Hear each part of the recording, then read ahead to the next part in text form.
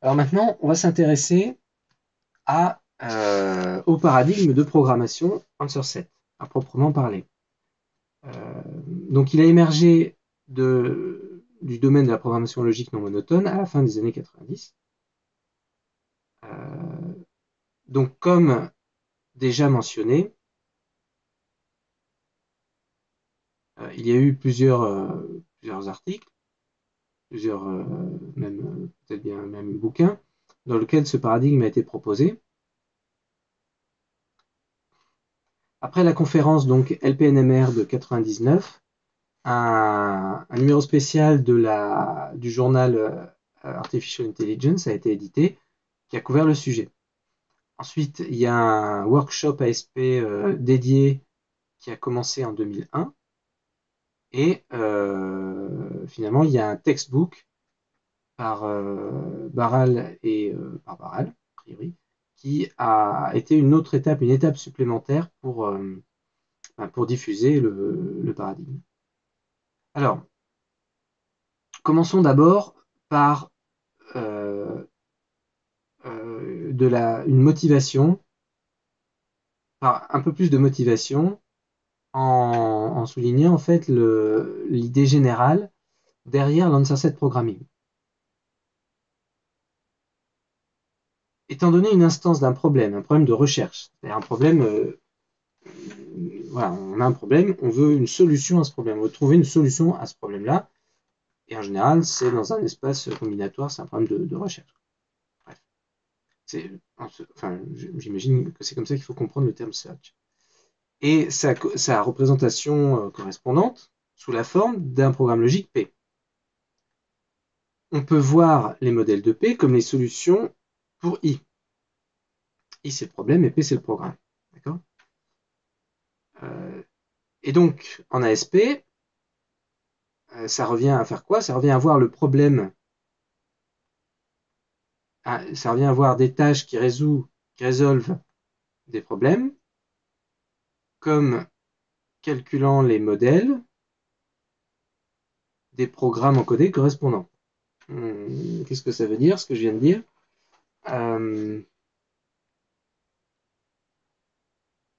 Donc des tâches de résolution de problèmes comme, comme des tâches qui vont calculer les modèles. C'est ça, c'est-à-dire que pour résoudre un problème, il va falloir faire du calcul de modèles à partir des programmes qui encodent les problèmes. Voilà. Ok. Donc cette vision, finalement, a fait émerger une stratégie générale pour implémenter tout type de problème, tout type de tâches résolvant des problèmes. Et c'est montré au graphique numéro 6. Donc au graphique numéro 6, on donne en entrée une instance de problème. On a une étape où on va encoder le problème sous la forme d'un programme. On va donner ce programme à un ASP solver qui, lui, est chargé de calculer tous les modèles et chaque modèle est une solution. Si je comprends bien. On va voir ce qu'ils nous disent. Donc, première étape, on encode notre problème, notre instance de problème, sous la forme d'un programme logique non monotone, du coup. C'est là où ça va au-delà de la programmation logique très classique. De telle façon à ce que les solutions à notre problème soient contenues, représentées par les modèles du programme. OK. Et donc, ensuite, qu'est-ce qu'on fait? On calcule des modèles de P en utilisant un solver Answer Set, celui qu'on veut. Et finalement, eh bien, on a les modèles, on en extrait la solution. En gros, on peut, enfin, peut-être même des méthodes d'extraction qui consistent simplement à lire le modèle pour avoir la solution, pour énumérer la solution. Alors, on peut varier cette stratégie en permettant de calculer plus d'une seule solution, ce qui correspond intuitivement à calculer de multiples ou même toutes les solutions de notre problème, notre instance de problème I. Donc cette méthode a été a été appliqué avec succès à de nombreux problèmes dans plein de domaines. Et on a par exemple ici le diagnostic, l'intégration d'informations, la satisfaction de contraintes, le raisonnement sur des actions, en incluant des problèmes de planning, des problèmes de routing et d'emploi du temps, de la construction phylogénétique, de l'analyse de sécurité, de la configuration, de la vérification aidée par ordinateur, du soin, de la santé, la biomédecine, la biologie, sémantique web, de la gestion de connaissances, du text mining et de la classification, et des problèmes de répondre à des requêtes. Donc 51, en fait, l'article 51 est un survey qui nous propose une source, qui est une source pour des applications spécifiques. Certaines d'entre elles pouvant être vues in an online showcase collection. Pouvant être vues peut-être en ligne, je sais pas. Donc on illustre l'approche ASP sur le problème du calcul de coloration, de 3 colorations légales d'un graphe. Alors j'imagine qu'on va avoir un petit résumé du problème. Donc on se donne G un graphe avec V son ensemble de sommets et E son ensemble d'arêtes. Donc A, B, C, D c'est les sommets et les arêtes c'est quoi? C'est AB, BC, CA, AD. Et ça constitue donc une instance de notre problème I. Le problème I c'est de trouver les 3 colorations légales du graphe. D'un graphe. On peut encoder donc cette instance de ce problème sous la forme d'un programme logique dans les answer sets d'un programme. Non, on peut encoder, quand je dis ça, on peut décrire les 3 colorations légales de G sous la forme des answer sets d'un programme logique P de la manière suivante. Pour chaque nœud N, on a, donc pour A, B, C, D, on a 3 atomes, Bn, Rn et Gn, qui veulent informellement dire que le nœud N est coloré en bleu, en rouge et en vert, respectivement. Et alors, qu'est-ce qu'on va créer comme règle? Pour chaque nœud N, on va dire si on ne peut pas prouver Gn, ouais, d'accord, donc c'est des atomes ground hein, ici. Si on ne peut pas prouver, en fait c'est des atomes propositionnels en quelque sorte. Si on ne peut pas prouver Gn et si on ne peut pas prouver Rn, alors, on affirme Bn. C'est-à-dire que si le nœud N, on ne peut pas dire qu'il est vert, ou si on ne peut pas dire qu'il est rouge, alors on dit qu'il est bleu. Et on fait toutes les combinaisons comme ça. Et ensuite, pour chaque arête, eh bien en fait, on a une contrainte qui est de dire on ne peut pas avoir n et n', donc les nœuds d'une même arête, qui sont de la même couleur, soit bleu, soit rouge, soit vert. Alors, à ce moment-là,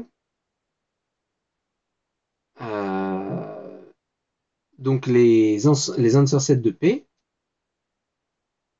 vont encoder d'une manière bijective, en fait, les 3 colorations légales de G.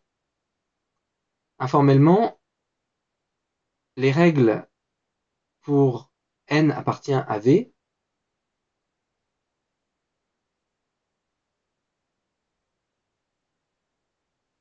Informellement, les règles pour un nœud N vont assigner une des 3 couleurs à N.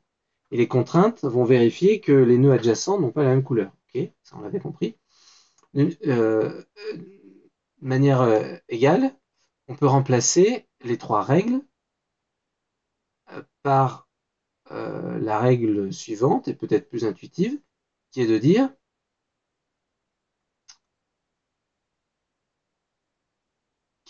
que pour chaque n, on va avoir Bn ou Rn ou Gn.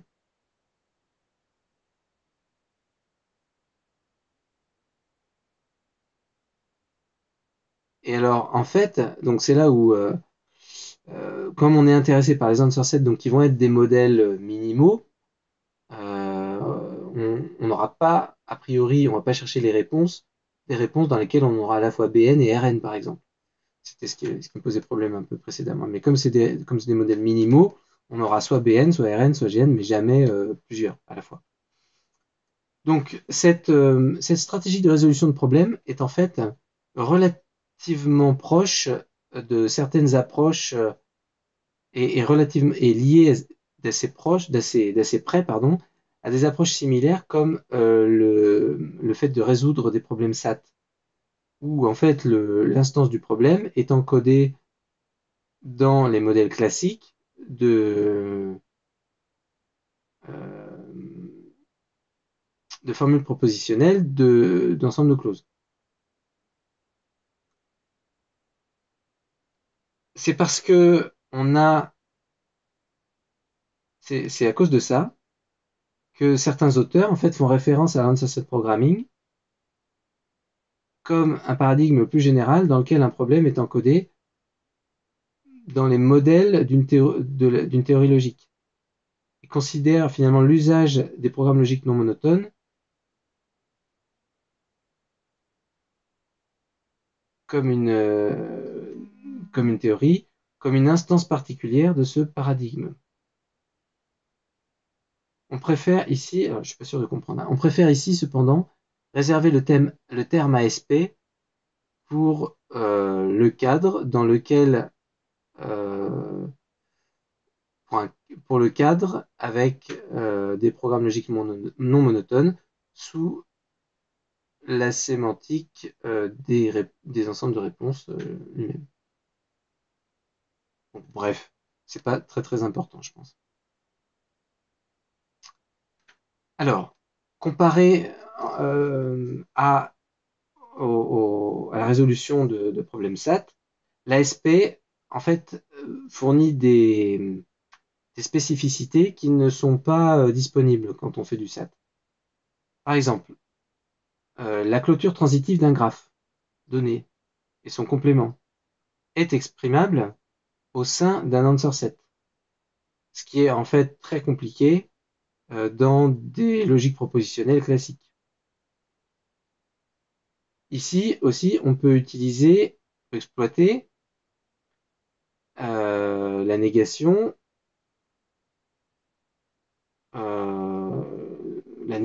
comme échec d'une manière successful, une manière fructueuse, c'est-à-dire on peut avec intérêt utiliser la négation as failure, c'est-à-dire le note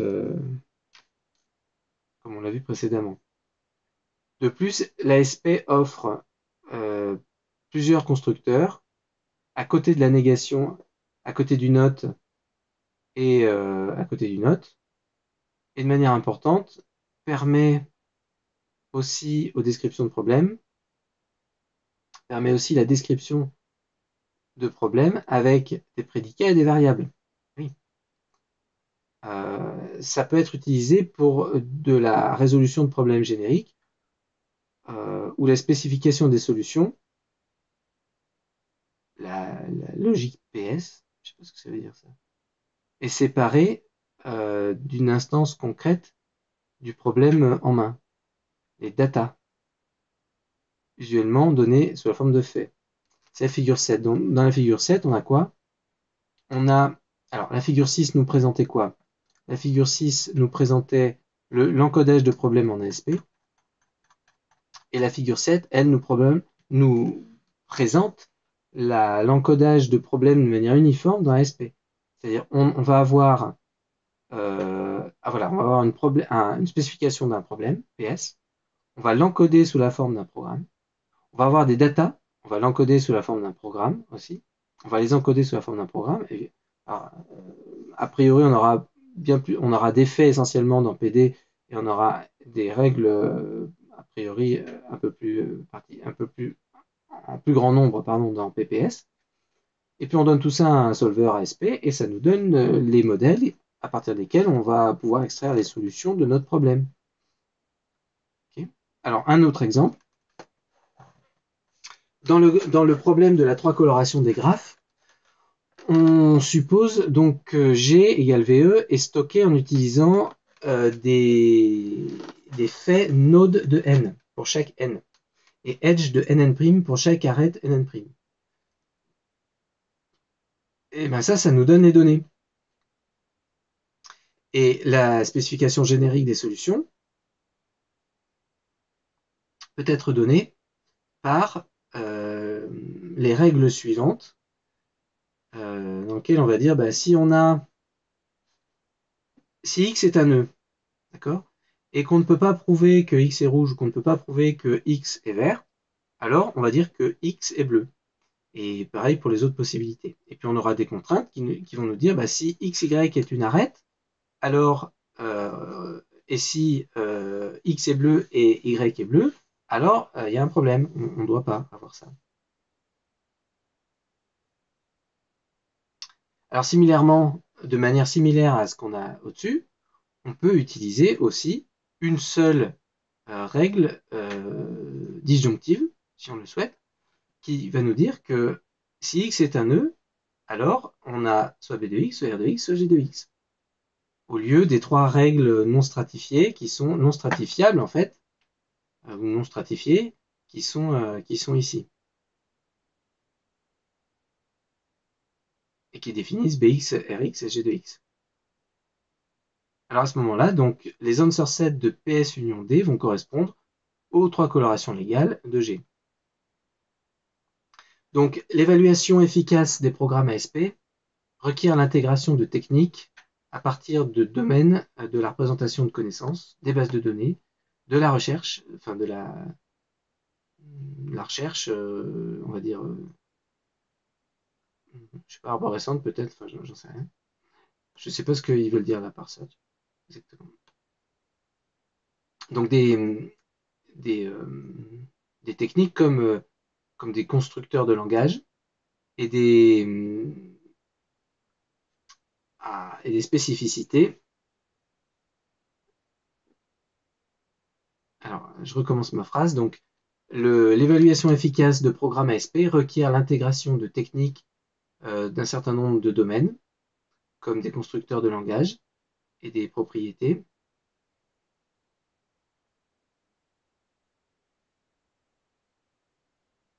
Comme des constructeurs de langage.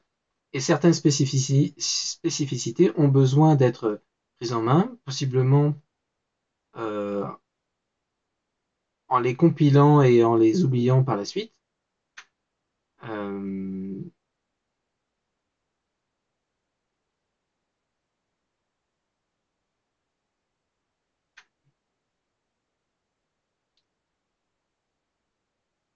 putain, je comprends pas le sens de la phrase. Bon, bref.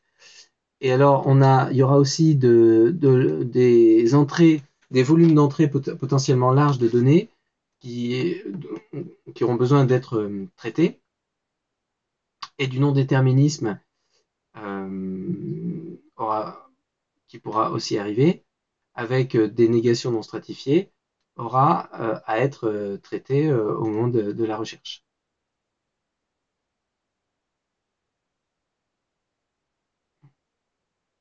Donc dans le reste de cette section, on va discuter brièvement de techniques de programmation déclarative qui sont utilisées en ASP. En fait, c'est une sorte d'ensemble de design patterns, donc de motifs de conception hein, qui sont bien connus en programmation orientée-objet par exemple, qui en fait ici dépendent du type de problème qu'on veut résoudre, qu'on a à résoudre. Et les éléments de langage qui sont utilisés ou qui sont nécessaires. On discute ici l'utilisation de 4 techniques. La double négation comme une technique pour calculer les éléments maximaux d'un ensemble. Okay. Qui peut être effectuée en utilisant la négation stratifiée. La deuxième technique, c'est une méthodologie générale pour deviner et vérifier qui utilise la négation non stratifiée et la disjonction, ou bien la disjonction pour générer et pour élaguer des solutions candidates. Troisièmement, une technique avancée appelée la saturation, qui peut être utilisée en programmation logique disjonctive pour tester les propriétés de plusieurs sous-ensembles d'un ensemble au sein d'un answer set, et qui est essentielle pour résoudre des problèmes difficiles dans ce cas-là. Et en combinaison avec tout ça, donc l'itération sur un ensemble pour tester si une propriété est vérifiée pour tous les éléments sans l'utilisation de la négation. Ok, on verra ça dans la vidéo prochaine.